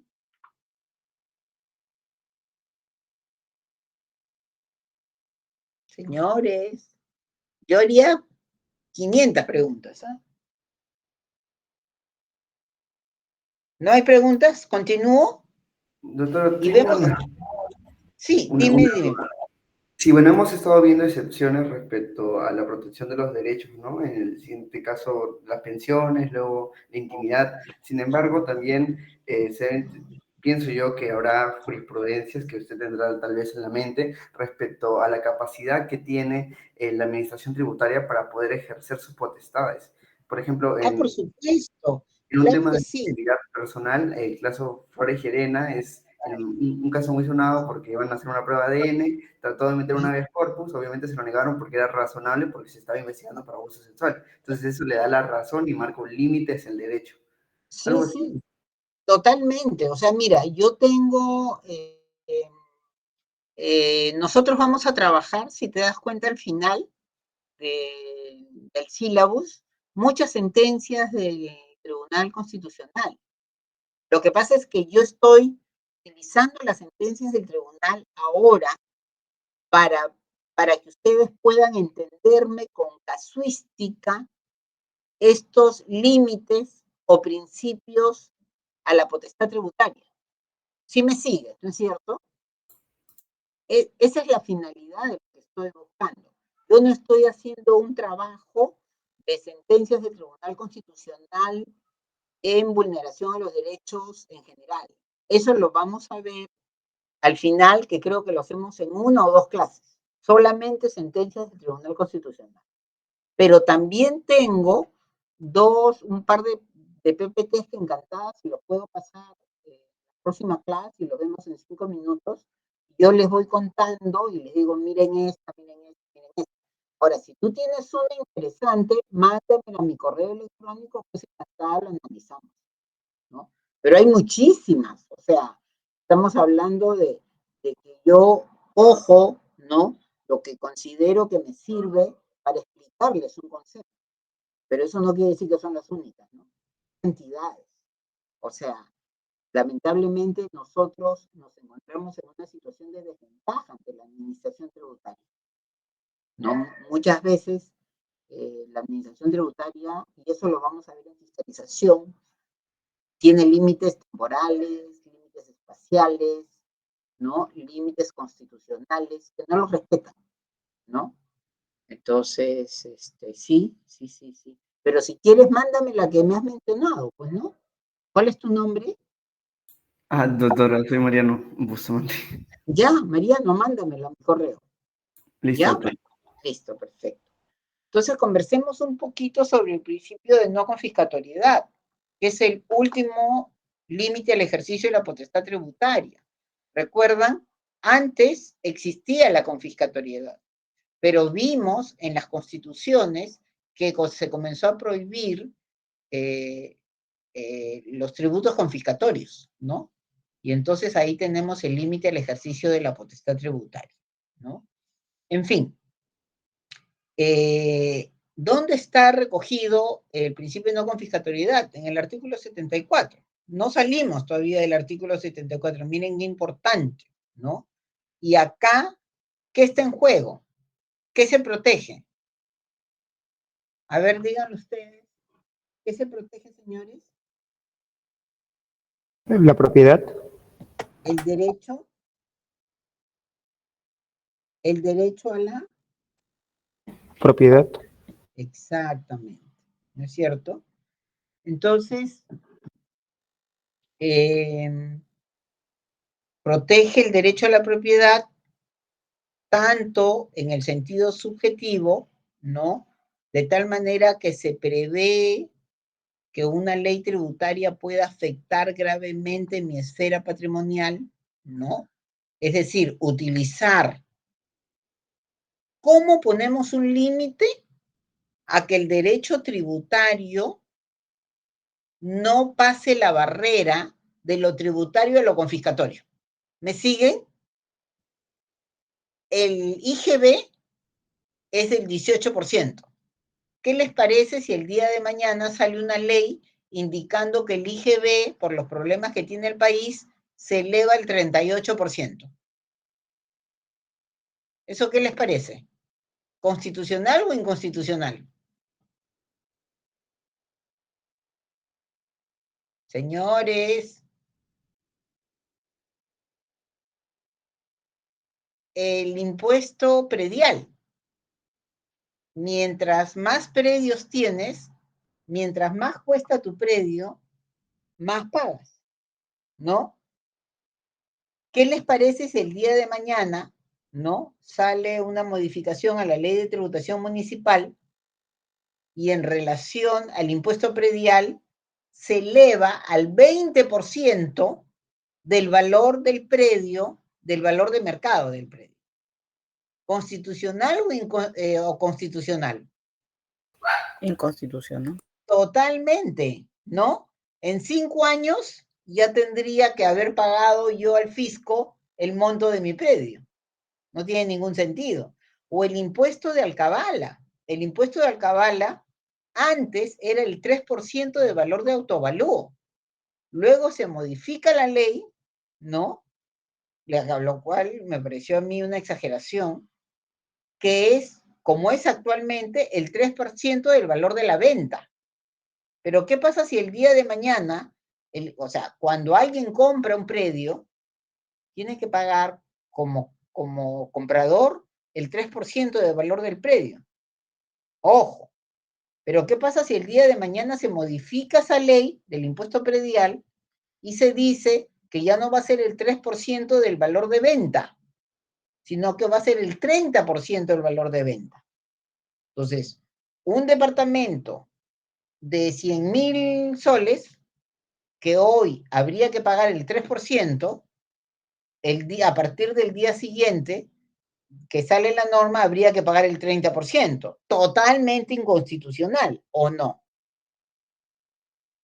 Totalmente inconstitucional, claro, ¿o no, señores? claro. Entonces, Sí, sí, nuevamente, se tutela mi esfera al derecho a la propiedad, ¿no es cierto? Entonces, este principio de no confiscatoriedad protege la propiedad, porque yo tengo derecho a tener mis cosas, y el Estado tiene el límite, porque vía la tributación el Estado no se puede apropiar de los bienes de los particulares, ¿no es cierto? Entonces ahí es cuando nosotros tenemos que saber claramente que una cosa no es la... ¿Te acuerdan que les dije cuando hay un bien común, un bien social, quiero ver lo que sí está permitido, que siempre me olvido el nombre, van a construir un aeropuerto? ¿Qué está permitido por la Constitución? La expropiación, porque hay el pago de un justiprecio, ¿no es cierto? ¿La expropiación está permitida constitucionalmente o no? Sí, sí, doctora, Porque hay un, claro, porque hay un bien superior social que hay que digamos, se coloca frente al individual, porque así fue. Para construir las vías expresas se ha expropiado propiedades, pero se les ha pagado un justiprecio. Y si yo no estoy de acuerdo con el justiprecio que ha señalado el Estado, me voy a un proceso judicial, ¿no? Entonces, veamos qué dice la Comisión de Bases de Reforma de la Constitución en relación a la definición de la no confiscatoriedad, porque no tenemos definiciones, ¿no? El tributo no puede alcanzar un nivel que absorba una parte sustantiva de las rentas, ingreso o patrimonio de los contribuyentes. Es decir, vía la tributación, el Estado no puede apropiarse de los bienes de los particulares. ¿Estamos, señores? ¿Estamos, señores? Sí, doctora. Perfecto. Sí, doctora, claro. Yo quería en esta parte que ustedes tengan muy claro qué se defiende: el derecho a la propiedad, y que la confiscatoriedad está prohibida, pero la expropiación sí está permitida. ¿No es cierto? ¿Sí? Entonces, hay países, por ejemplo Argentina, donde se ha puesto numeración o porcentajes. ¿Será confiscatorio cuando excede el 30%? No, en el Perú eso no sucede. El Perú habla de tributo razonable Acuérdense de esto, por favor, para el examen, y de tributo irrazonable. El tributo será irrazonable cuando pasa la línea de lo tributario y ya se pasa a lo confiscatorio. ¿Correcto? Entonces, miren lo que dice el Tribunal Constitucional y ahí tienen varias sentencias. Es posible afirmar que se transgrede el principio de no confiscatoriedad de los tributos cada vez que un tributo exceda el límite que razonablemente, mire, razonable, puede admitirse como justificado en un régimen o sistema en el que se ha garantizado constitucionalmente el derecho subjetivo a la propiedad y que además ha considerado a este como uno de los componentes básicos y esenciales de nuestro modelo de constitución económica. Es decir, mi derecho a la propiedad es inviolable. No me lo puedes quitar. Vía la tributación no hay forma. Entonces, qué interesante, ahí tienen ustedes, todas estas sentencias son del ITF, ¿ya? Donde se desarrolla el principio de no confiscatoriedad. ¿Preguntas hasta ahí? Doctora, Ahora, sí, dime. duda. Le quería comentar es que, bueno, usted ha dado el ejemplo de Argentina que da un número fijo, ¿no? Lo positiviza, ya pone si excede el 30%. Sin embargo, en su explicación lo que dice es cuando excede la confiscatoriedad, pero usted no considera que sería mejor fijar un precio, o cómo es que se puede entender esto de no confiscatoriedad, entendido en números, en porcentajes. Sí, no, yo creo que cada país es libre de señalar su propia realidad, ¿no? Yo no soy tan amiga de los porcentajes, porque los porcentajes a veces no son muy reveladores de la realidad o de la capacidad contributiva. Entonces, a ver, les voy a poner un ejemplo y síganme, por favor, ¿ya? Porque esto es bien importante. Hay países donde el impuesto a la renta es altísimo. Altísimo es el impuesto a la renta. Pero, o el impuesto predial también es alto. Pero los colegios son públicos. Las universidades son públicas. Y no estoy hablando de países, por llamarlos de alguna manera, socialistas o comunistas, ¿no? Estoy hablando de países liberales. Entonces, si todos nuestros hijos, acá en el Perú, van a ir a colegios nacionales porque son buenos, van a tener la posibilidad de ir a universidades públicas porque son buenas. El ciudadano sabe perfectamente que tanto su sistema educativo, ¿no? No son 15 años de todo lo que nosotros, en mi caso personal, me estoy poniendo como ejemplo, porque yo soy mamá y ya fui mamá, sigo siendo mamá, pero ya de mujeres adultas, casadas, y con nietos, ¿no? Entonces, yo tuve que gastar muchísimo dinero para que mis hijas estén en un colegio con 2 idiomas y salen del colegio con 2 idiomas. No tenía, yo no tuve esa posibilidad. A mí me mandaron a un colegio de monjas y me enseñaban inglés 1 hora a la semana, ¿no? Lo que llamamos colegio parroquial.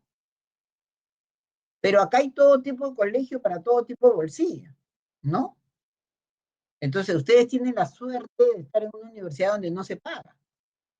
Pero tenemos universidades, las mejores universidades del mundo, simple y sencillamente, son estatales.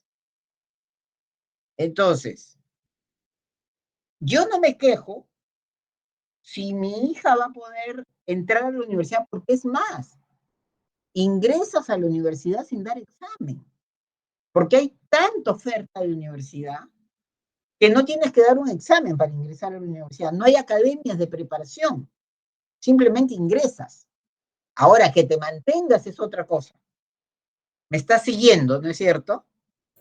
Entonces, Yo no soy amiga de las generalizaciones, porque a mí me han quitado no sé cuánto de dinero, pero sí sé que es muchísimo dinero, y a mi esposo otro tanto, en el impuesto a la renta.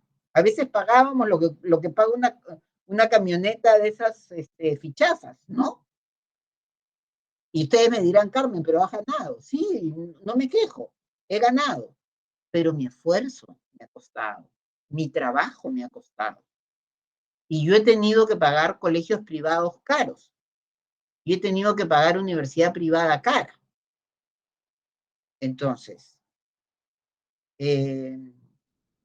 a diferencia cuando mis hijas salieron al extranjero a hacer sus maestrías, posgrados, lo que sea,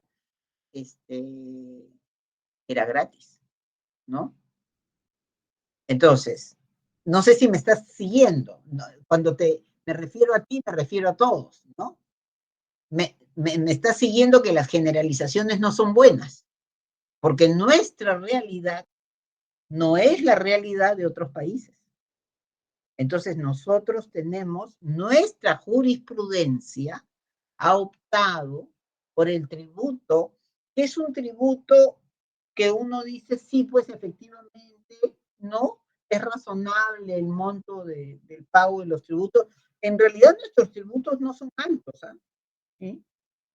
Pero en otros países son mucho más altos que lo de nosotros, pero tienen esa contraprestación de para qué pagamos los tributos, ¿no? A mí me encantaría que hayan por lo menos en el Perú, no sé, 20 universidades como San Marcos, pero San Marcos es única, no hay más. O sea, yo he conocido y he tenido, Dios me ha dado esa posibilidad y esa oportunidad en más de 20 años de profesora, de conocer cantidades de universidades, tanto privadas como públicas, y son totalmente abismales en la infraestructura. Entonces, lo que tienen ustedes en San Marcos realmente es un privilegio, porque yo he ido a universidades donde nada que ver, ¿no? Entonces yo he ido invitada por los chicos, donde los chicos son los que han armado todo, pero no es el Estado el que se ocupa de la educación en realidad, ¿no? Y claro, como San Marcos tiene peso, si San Marcos dice una cosa, se va a la huelga, entonces el MEP se tiene que portar con San Marcos. Pero las otras universidades no le hacen caso, ¿no? Entonces, muchas veces cuando he subido a un taxi, he subido o he conversado con personas con capacidad contributiva pequeña, limitada, veo cómo mandan a sus hijos a universidades que la verdad nada que ver, pero son privadas. Y yo les digo, pero ¿por qué no se presentó su hijo a San Marcos? O sea, no la ven, no saben lo que es San Marcos, ¿no? Lo que ustedes y yo sabemos de San Marcos, mucha gente no lo sabe, ¿no? Y con todo y eso, creo que estamos en 30.000 o 40.000 personas para poder ingresar. Entonces, en el Perú, para regresar a nuestro tema, se habla del tributo razonable o del tributo irrazonable. O sea, ¿cuál es esa línea que la ley ampara y cuál es la línea que la ley no ampara? Hay tributos que se han declarado irrazonables, sí, claro que sí. No son muchos, pero se ha trabajado y van a ver ustedes. Yo les voy a poner en la PPT primerita de la próxima clase para que vean, ¿no? Y el que tenga interés, por favor, revise, ¿no? Es bien, bien importante, ¿no? Acá, cuando se creó este impuesto, el famoso ITF, ¿no? Muchos se presentaron como 10 procesos de inconstitucionalidad, ¿no? Y lo declararon constitucional, porque en realidad la función del ITF no es recaudación, es luchar contra la evasión, ¿no? Entonces, la parte constitucional ganó, ¿no? Entonces, lo que dice la doctrina y la jurisprudencia es que un tributo es confiscatorio en el Perú si el monto de su alícuota es irrazonable. Eso es bien importante. Y también hay consenso, tanto en la doctrina como en la jurisprudencia, en que si se va más allá de la razonabilidad o cuando el tributo absorbe parte sustancial de la renta o del capital, puede ser confiscatorio. Y también el Tribunal Constitucional dice, ojo, se tiene que ver caso por caso, ¿sí? Entonces, el principio de no confiscatoriedad limita el ejercicio de la potestad tributaria, garantizando que la norma tributaria no afecte de manera irracional y desproporcionada a la esfera patrimonial de los sujetos contribuyentes. Eso es un poco cómo se ha manejado. En la sentencia del Tribunal Constitucional, donde se ha declarado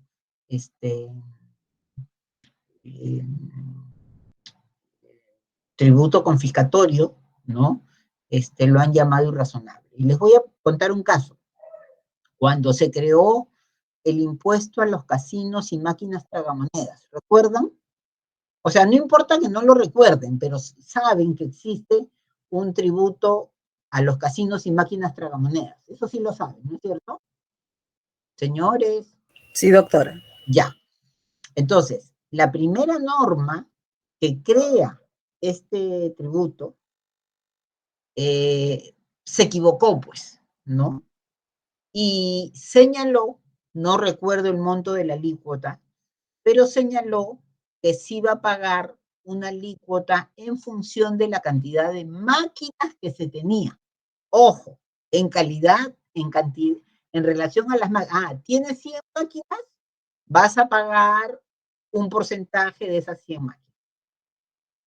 ¿Cómo? Yo llegué a conocer en esa época, porque iba a dictar por ESAN, y me mandaron a un lugar que se llama Huacachina, que queda en Ica, ¿no?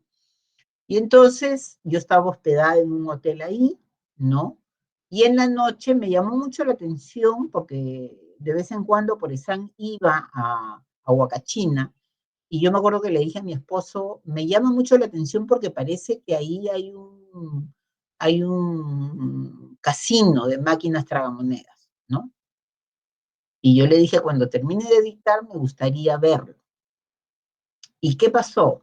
Precioso, lleno de máquinas, de colores, de bulla, de todo. No había ni un alma, señor. No había ni un alma.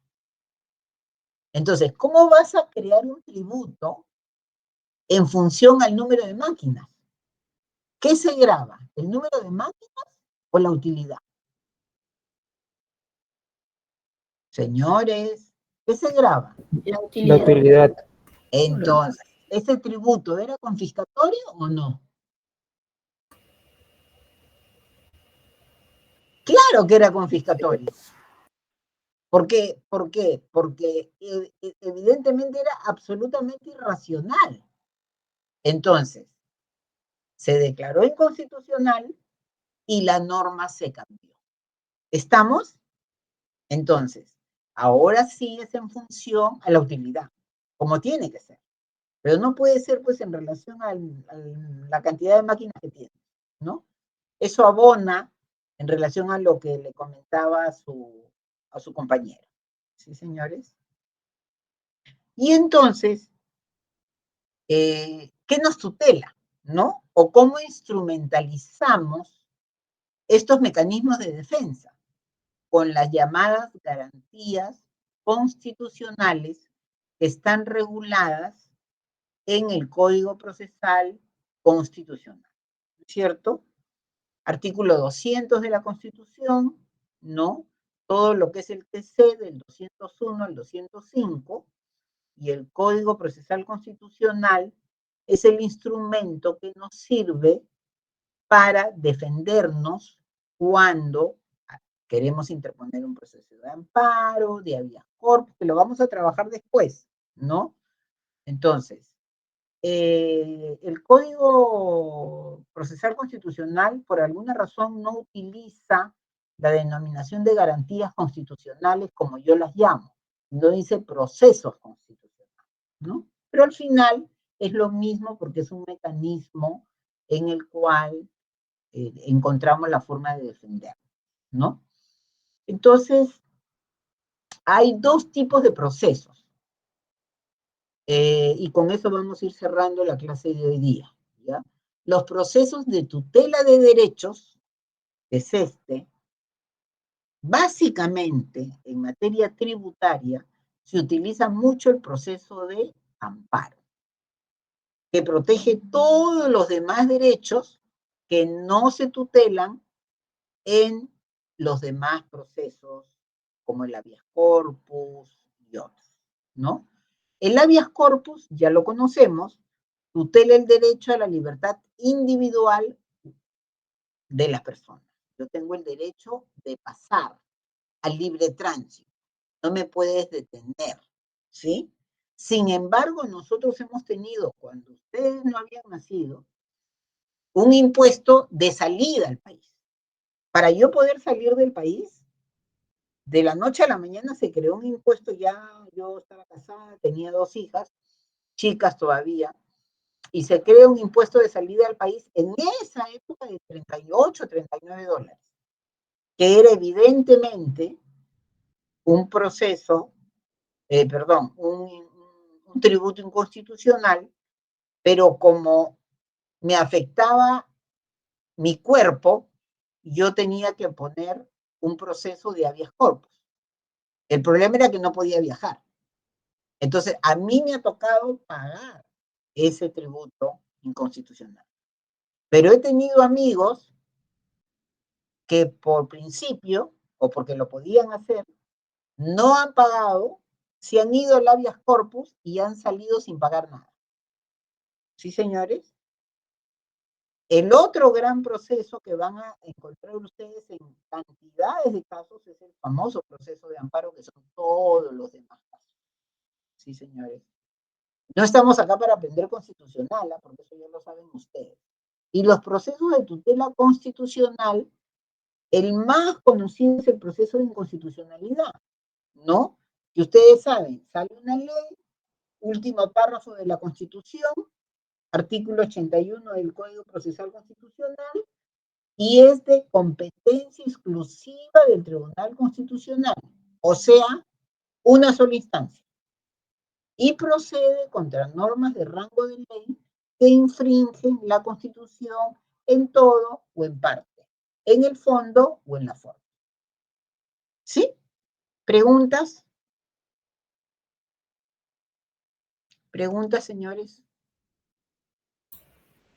Todo claro, doctor. A ver, vamos a ver si los puedo ver.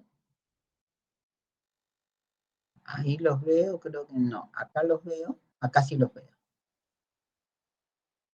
Entonces, fíjense que en la próxima clase, ¿no? Por favor, las preguntas que tengan, etcétera, háganmelas. Yo reviso mi correo diario y en la próxima clase yo les voy a sacarles esas dos